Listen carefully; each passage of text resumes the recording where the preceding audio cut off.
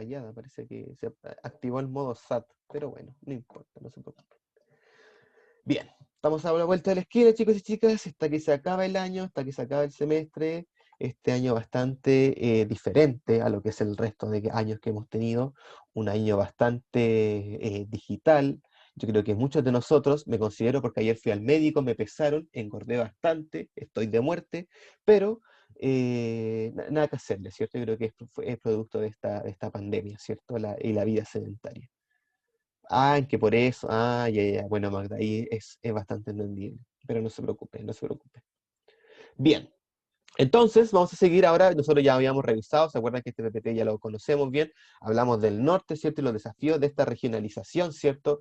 ¿Se acuerdan que hablamos de la especialización y el problema que generaba, perdón, que Chile fuera un país de especialización? ¿Se acuerdan de eso? Que producto de eso habíamos hipotecado nuestro norte, ¿cierto? Habíamos hipotecado al cobre y nosotros nuestra economía dependía en gran parte de los ingresos que teníamos a raíz del comercio del cobre. ¿Se acuerdan de eso?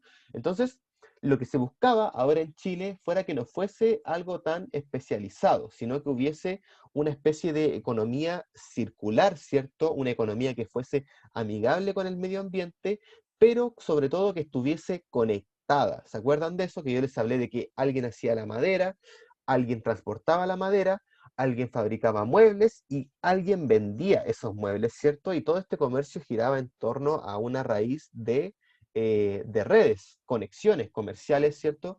Que no necesariamente tenían que ser la especialidad de la región. Vamos, que por ejemplo Pomaire vende mucha greda, pero eso no quiere decir que toda la gente que viva en Pomaire tenga que vivir de lo mismo, ¿cierto? Probablemente va a haber una gran cantidad de gente que sí prefiera vivir de la greda, pero no es necesario, ¿cierto? Eso es lo que busca el país, que no toda la gente tenga que hacer lo mismo. Y vamos, que por ejemplo, se imaginan, nace una persona que es seca para la ingeniería, seca para la historia, seca para la filosofía, qué sé yo, seca para escribir libros, por ejemplo, pero debido a que vive en Pomaire y debido a que la especialización estaba tan fuerte en Pomaire, tuvo que dedicarse a la greda, ¿cierto? Cuando quizás pudo haber sido un premio nacional de literatura o un premio Nobel de literatura, ¿cierto? Entonces, es importante para la economía y también para la sociedad que no se especialicen las cosas en profundidad. Porque va a pasar lo que nos decía el texto, ¿cierto? Que el comercio va a quedar hipotecado a esa acción o a esa fuente laboral. Bien, eso era lo que habíamos hablado, ¿cierto? Eso es un poco lo que habíamos conversado sobre economía. Ahora nosotros vamos a hablar un poco más de sociedad. Recuerden que economía, sociedad, cultura y política son los 4 pilares fundamentales de la historia. Eso ya yo lo voy a repetir constantemente, pero es también para que se les vaya quedando pegado en su subconsciente. Entonces ahora vamos a hablar de un poco de la sociedad. Vamos a hablar de la demografía. Antes de leer la cita, ¿alguien sabe lo que es la demografía? ¿Alguien tiene alguna idea de lo que podría ser la demografía? ¿No? ¿No, Isaías? ¿No te suena para nada?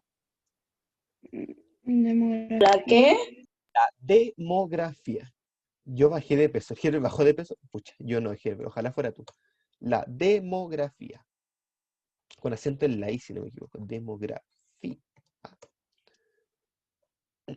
No, nunca he escuchado eso. Ya, perfecto. Vamos a leerlo entonces para que se les quede más claro. Las Naciones Unidas, en su diccionario demográfico multilingüe, plantea que la demografía es la ciencia que tiene por objeto el estudio de las poblaciones humanos tratados desde un punto de vista principalmente cuantitativo. ¿Qué significa que algo sea cuantitativo, chicos y chicas? ¿Qué significa cuantitativo? Vamos a ver el chat. ¿Alguien respondió en el chat? Más de uno. Demostración de una historia y más de uno, no, ninguna de esas dos respuestas es correcta. Cuantitativo significa que es de números, que se puede contabilizar. Todo lo que se pueda contabilizar es algo cuantitativo. Seguimos.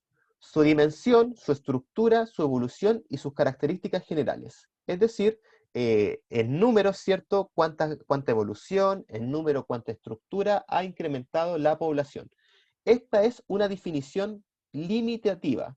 pues hay autores que entienden la demografía debe ampliar su objeto con la inclusión de elementos cualitativos de las poblaciones humanas.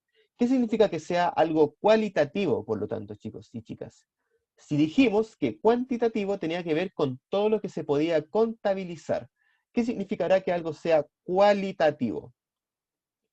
Que no se puede contar. Muy bien, Herbert, me encanta cuando aplicas la lógica. Exacto, es algo que no se puede contar, pero sigue siendo una característica digna de destacar. Son características que, por ejemplo, no sé, algo que sea cualitativo. ¿Qué podría ser cualitativo? Características cualitativas. Son características, son rasgos identitarios de una población. Rasgos que son muy difíciles de contabilizar.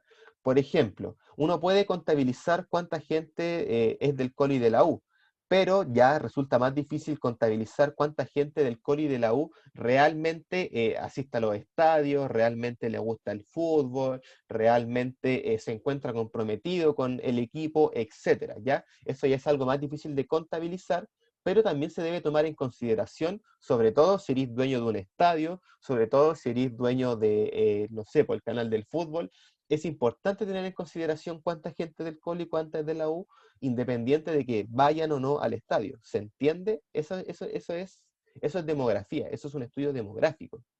Entonces, siguiendo, el concepto generalmente aceptado hoy es que la demografía, ojo con esto, porque este es el concepto, es que la demografía abarca el estudio de los cambios de la población en sus contextos biológicos y sus contextos sociales.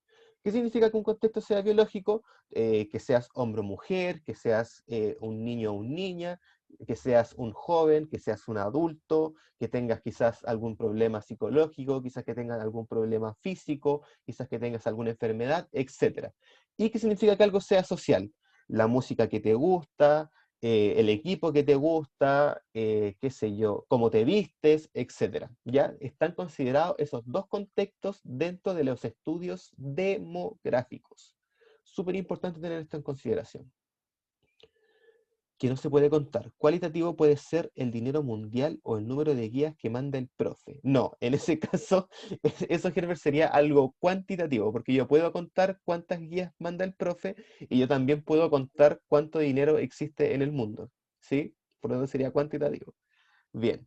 Se puede decir, se puede decir que la demografía es una ciencia cuyo objeto es el hombre, considerando, perdón, es que me fui por las ramas con el chiste, de nuevo. Se puede decir que la demografía es una ciencia cuyo objeto es el hombre, considerado en la totalidad de los aspectos de su realidad, ¿ya? Como miembro de una comunidad a la que ingresa por el solo hecho de nacer y de la que se retira cuando muere, ¿ok? Eso es la demografía. Esta realidad, esta realidad tiene diferentes ángulos. El hombre, objeto de la demografía, es un ser vivo y complejo. Esto implica que es un ser social, político, histórico, económico y moral. En este sentido, puede decirse que la demografía es una ciencia antropológica, es decir, que estudia el ser humano. Eso significa antropología, pero no un capítulo de la antropología, pues considera al hombre en colectividad y no de forma individual.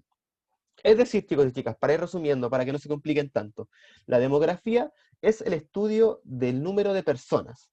¿En qué perspectiva? Porque uno puede contar a las personas por números, ¿cierto? Uno puede decir, yo tengo una persona, yo tengo dos personas, yo tengo tres personas, yo tengo cuatro personas. Yo tengo, de esas cuatro personas, dos son mujeres y dos son hombres. Ahora bien, si yo me entro a preguntar cómo se visten estas cuatro personas, qué tipos les gustan, con qué sexo se sienten identificados, con qué música se sienten identificados, etcétera, ¿cierto? Eso ya es mucho más complejo, es algo cualitativo, pero sigue siendo un estudio demográfico, sigue siendo algo de la ciencia demográfica, ¿ya? Para que les vaya quedando más claro, vamos a revisar ahora algunos ejemplos de estudios demográficos. ¿Ya? Vamos a responder estas preguntas de acuerdo con el intento de demografía. No, yo creo que viendo los ejemplos les va a quedar un poco más claro en qué consiste la demografía. Lo que acá tenemos, chicos y chicas, es una tabla en porcentaje, ¿cierto?, de la población según su rango de edad. Una de esas tablas representa el 2002, ¿cierto? Los años, y el otro representa el 2020, ¿ya? Todos estos números, todas estas cifras que nosotros tenemos acá, son cantidad de población dividida y estructurada por edad. ¿La edad es algo cualitativo o es algo cuantitativo, chicos y chicas? Vamos diferenciando al tiro para que vayan caracterizando. ¿La edad es algo cuantitativo o algo cualitativo?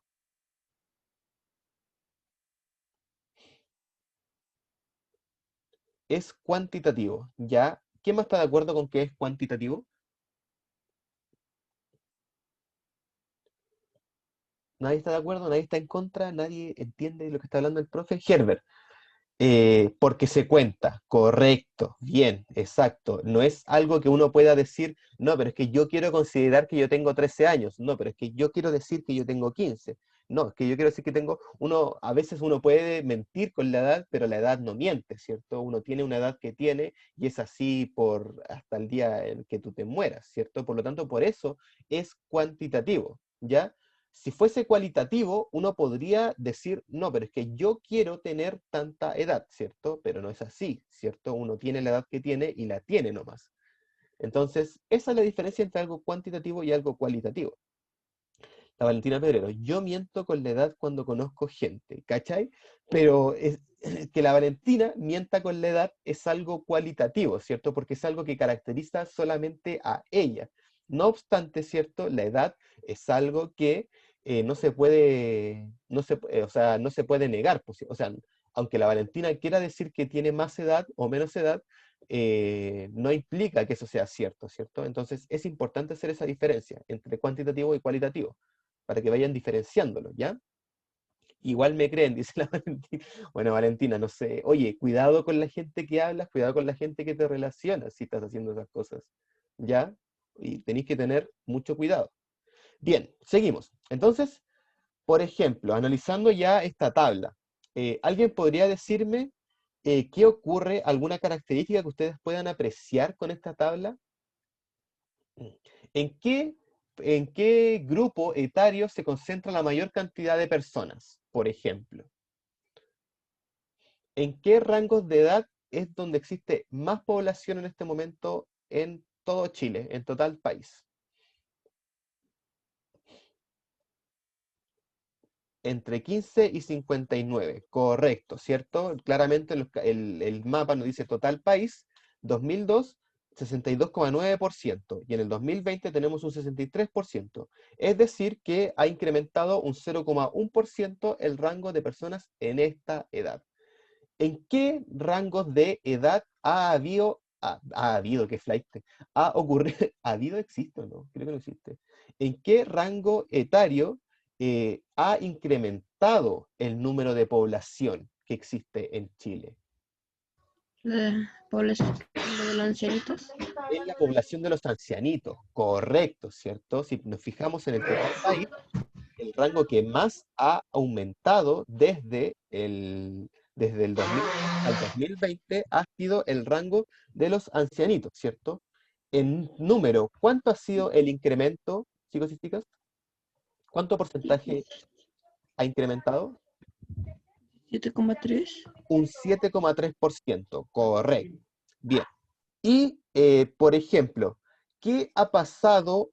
ah, ¿Qué ha pasado con la población de los niños de 0 a 14 años? Ustedes siguen siendo niños, ¿ven? Siguen teniendo de 0 a 14 años. ¿Qué ha Yo pasado, no. qué ha pasado con la población de niños en Coquimbo? ¿Alguien podría decirme qué ha pasado con la población de niños en Coquimbo? ¿Ha aumentado? No, revisen bien. ¿Qué ha pasado con la población de los niños en Coquimbo? Ha disminuido. Ha disminuido, ¿cierto? Si vemos Coquimbo, dice de 0 a 14, en el 2002 teníamos un 27,8%. En el 2020 nos encontramos con un 20,4%. O sea, que es decir, que ha decrecido la población de infantes en más o menos un 7%, ¿cierto? Lo cual no es menor y hay que tenerlo en consideración a la hora de hacer análisis posteriores a estos números. Por ejemplo, ¿qué implica qué problemas, chicos y chicas, ven ustedes que haya disminuido la población de 0 a 14 años.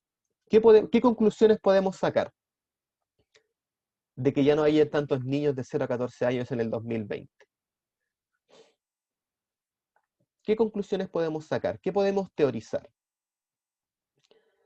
Disminuyó, que el país se vuelve más viejo y eso lo llevará a la ruina.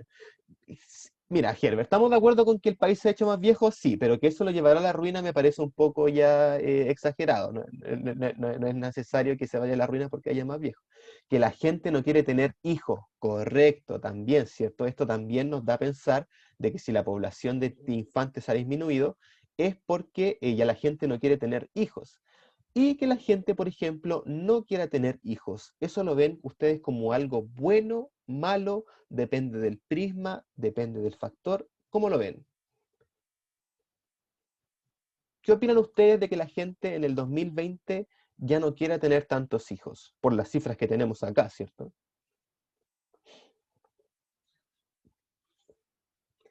Apos depende de la pareja. Ariel dice que es algo normal o correcto, bien. Normal, ¿cierto? Pero ya, ok, ustedes lo ven como algo normal que la gente ya no quiera tener tantos hijos, pero ¿por qué lo ven normal? Para ustedes quizás es normal, pero quizás para doña Por COVID. pero quizás los cabros salen pesados. Sí, la verdad que sí, los cabros de esta generación están bastante, yo los encuentro bastante irónicos, como que siempre andan con la ironía para acá, la ironía para allá, no sé qué bicho le habrá picado. Ya, no importa, pero eso es otro tema. Normal y son decisiones de pareja, correcto. Pero ¿no creen ustedes que quizás la gente ¿no creen ustedes que quizás la gente, ya, a eso iba Raúl, exactamente a eso iba? ¿No creen que quizás la gente ya no quiera tener hijos porque se dan cuenta que tener un hijo es algo caro, ¿cierto? Es algo que tienen que pagar durante muchos años, ¿cierto? Sale caro tener un hijo. Bien, correcto. Entonces, por eso probablemente la gente ha desarrollado quizás más educación financiera en ese aspecto, ¿cierto? Quizás antes la gente tenía hijos porque sí, porque quizás no eran educados financieramente quizás tan bien, pues, ¿cierto? Entonces, por lo tanto, ahora en la actualidad la gente se está dando cuenta que sale más caro tener un hijo. ¿La educación sexual, chicos y chicas, tendrá algo que ver con que la gente ya no quiera tener tantos hijos? ¿Habrá eso, que ya la gente no quiera tener tantos hijos, habla de una mejor o de una peor educación sexual en Chile? Y por eso quieren tener mascotas. Según yo, no. No creen que haya existido una mejor educación sexual en ese caso. Quizás las medidas de seguridad ya son más propagadas en todo Chile. Por ejemplo, quizás el hecho, se me está acabando la batería.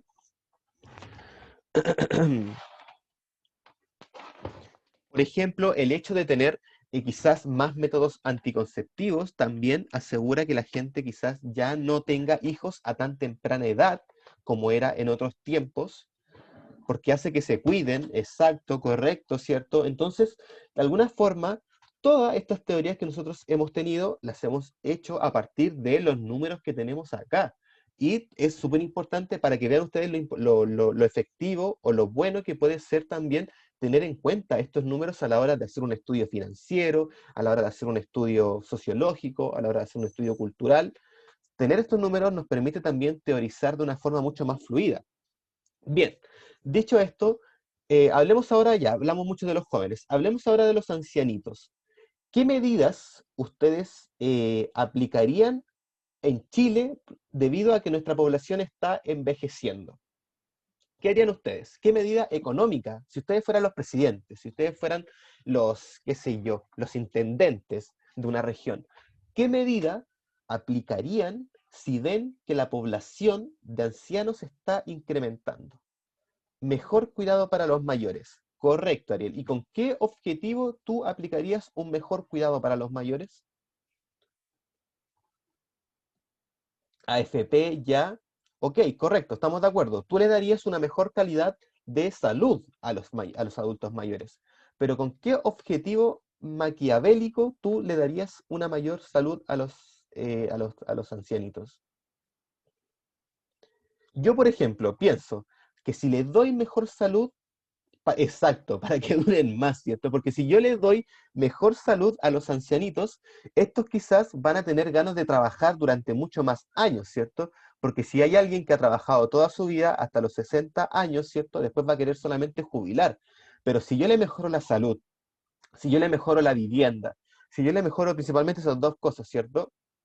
Este anciano quizás va a tener mucho más tiempo, va a tener mucho más años de productividad laboral, lo cual va a permitir que la economía no decaiga, porque vamos, que la gente anciana, ¿cierto?, es económicamente inactiva, ¿cierto? Ya cumplió de alguna forma con sus años laborales.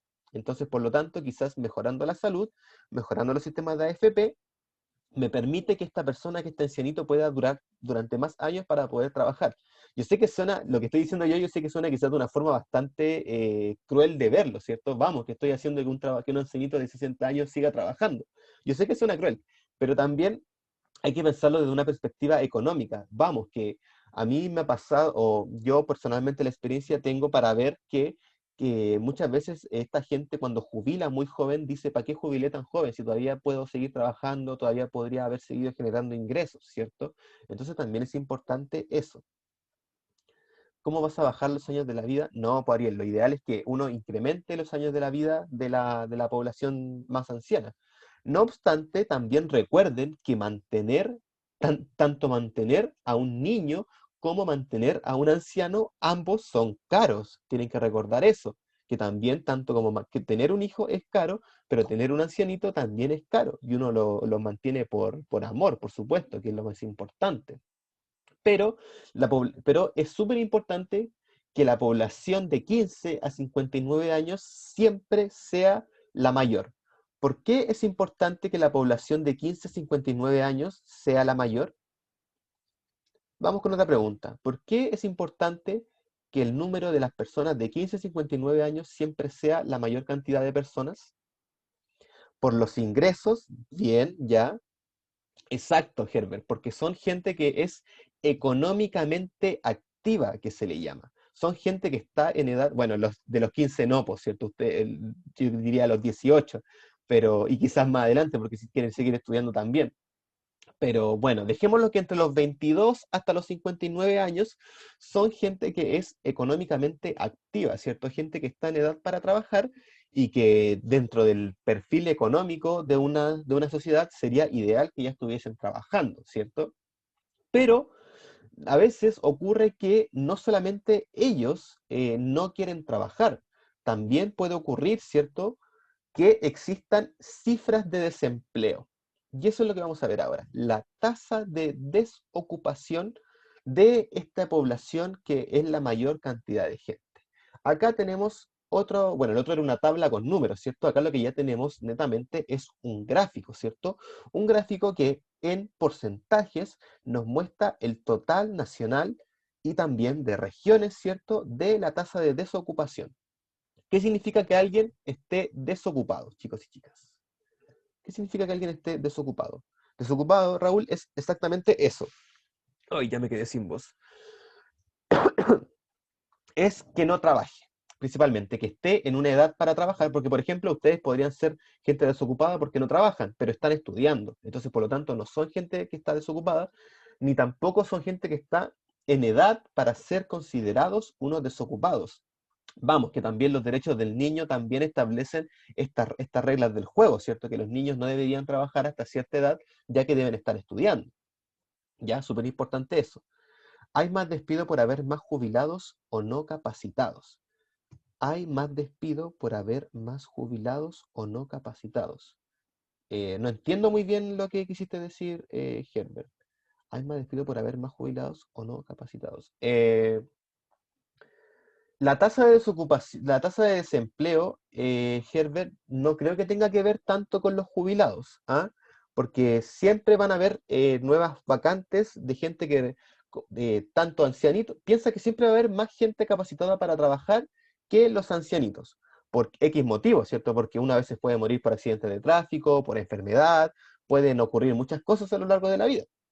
Entonces, por lo tanto, es normal que la gente que ingresa a trabajar sea mucha más que los ancianitos que llegan al punto de jubilar, ¿ya? el desempleo, Herbert, va por otro lado.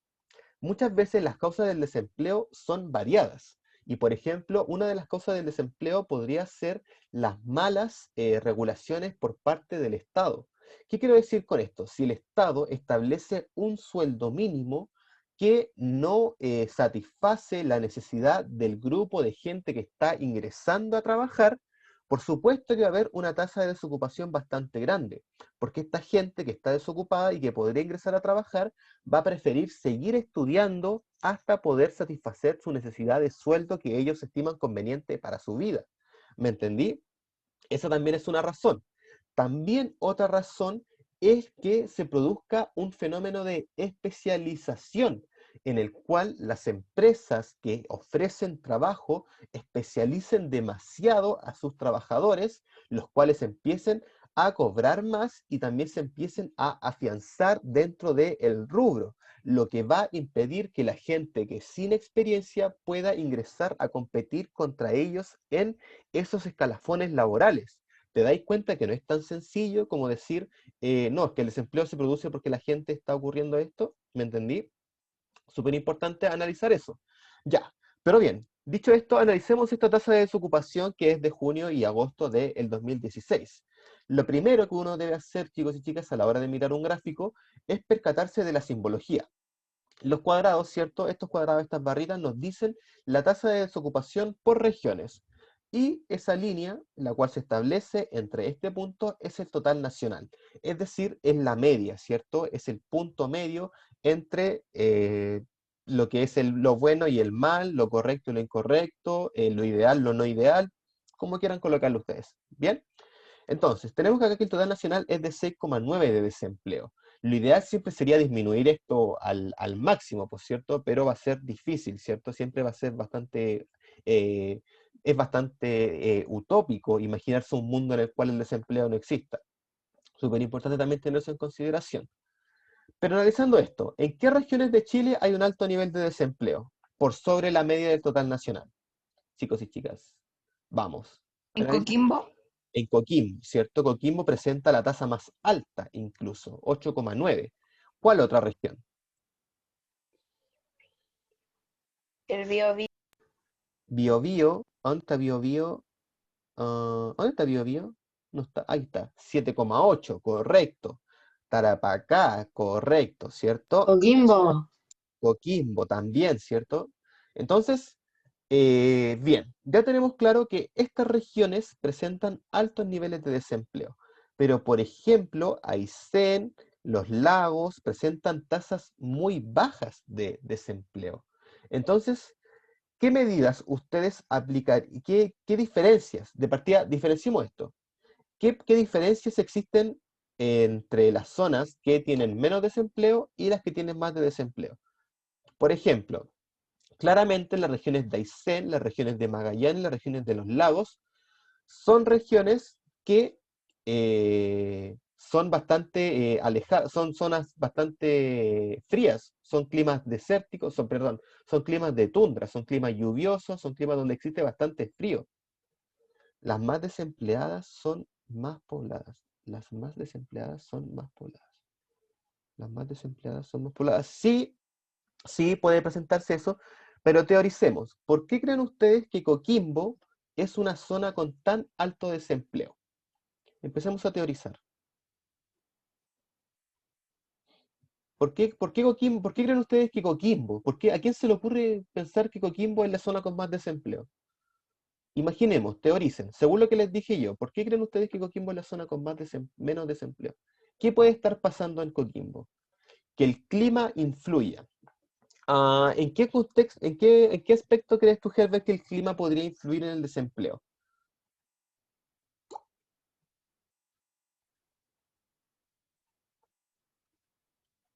Bueno, esto igual no es tan fácil de teorizar, Herbert, pero en la agricultura y la vegetación, porque está en el norte, pero chicos y chicas, ustedes no están pensando a la larga. ¿Se acuerdan cuando yo les dije en la especialización de que el norte de Chile había quedado hipotecado al cobre? Ese es el gran problema, que mucha gente ya se apitutó en los empleos que ya están enraizados en el norte de Chile. Entonces estos tipos que trabajan en la zona minera no van a ceder sus puestos y se van a seguir especializando y van a seguir dominando este territorio el cual había sido especializado. Por lo tanto, debido a este problema que generó la especialización, es que existe una alta tasa de desempleo. ¿Se entiende? Por lo tanto, la estrategia que debería utilizar Coquimbo para disminuir estas cantidades de abismantes de desempleo es generar nuevos empleos, pero que no tengan una característica minera, que no tengan una característica de extracción de materias primas, sino que sea transporte de camiones, sino que sea, qué sé yo, construir nuevas tecnologías con el cobre, manufacturar el cobre, ¿cierto? Esa podría ser una buena estrategia para disminuir el desempleo en Coquimbo. Chicos y chicas, queda menos de un minuto. Vamos a seguir conversando de estos temas, así que no se preocupen, vamos a seguir viendo gráficos. Pero por ahora yo me despido. Recuerden que tienen hasta el domingo 22, este domingo que se aproxima, para resolver la actividad que ya la vimos. Y recuerden que no está para nada complicada, ¿ya? Eso es súper importante, que va a ser súper cortito realizar la actividad. Mi querido octavo C. Ya saqué la lista. Entonces yo me despido, chicos y chicas, que tengan lindo fin de Chao, semana, profe. que descansen, No, que se profe. cuiden, que estén muy bien. Profe. Chao, chao. Chau, Gracias. chau.